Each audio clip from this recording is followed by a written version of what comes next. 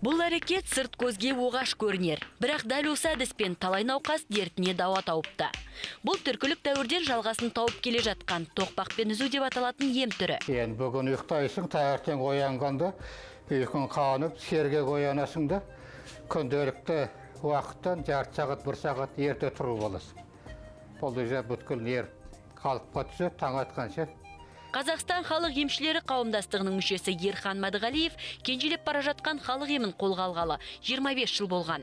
Ширек ғасырда қазіргі медицинаның күші жетпей жатқан қылтамақ, асқазан жарасы, сал ауруымен обырға шалдыққан науқастарда небары 5 күнде дертінен құлан таза айықтырып шығардым дейді. Менікі жалпылама қазақи емшілік. Енді қазір мен адамдардың есіне қарай 3 күнден 5 күн. 3 күнде результатын толық береді, нәтиже шығарады.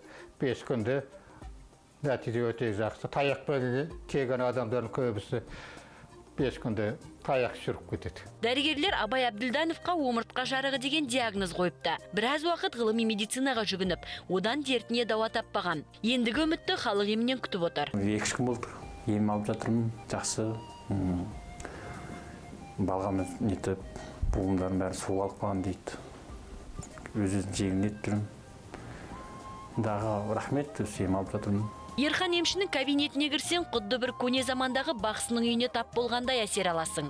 Бұл дүниелер ем үшін қажет. Әр заттың өзіндік маңызы бар дейді Ерхан мырза. Кәржілік енді бұл бұрыннан бар, бұл адамды жаманшылықтан, қауіп қатерден қорғап сақтайтын қасиет, аршы аластау тазалау қасиет, жауырын болжау көріп келді қасиет. Алдына келген науқастың диагнозын анықтау үшін қазақтың көне емі тамыр ұстау әдісін қолданады.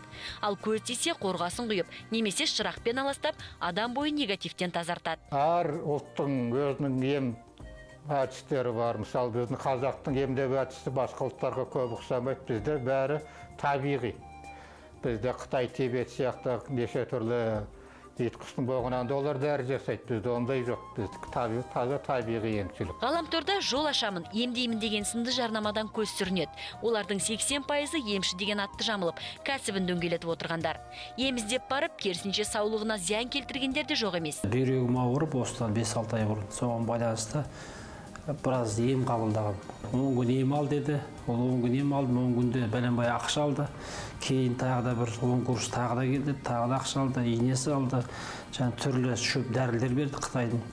Оның бәрін айтқан нәрсесін бәрін орындадым, бірақ ешқандай әсер болмады. Керісінше денсаулығыма зиян болып, өзім үстіме түрлі бөрткендер, және түрлі басқа да аурулар жұқтырып алдым. Дәстүрлі өз медицина барған кезде, жаңағы шығыс медицинасының осындай дұрыс емес екенін олар анықтап берді, диагноз қойып. Соңғы жылдары ел нарығында Қытай, Шығыс Тибет медицина орталықтары қаптап кетті. Бірақ оған назар аударып, қатаң жазаға тартып жатқан мекеме де байқалмайды. Соның кесірінен мұндай емнен зардап шеккен жағдайда жауаптыны іздеп табу екіталай.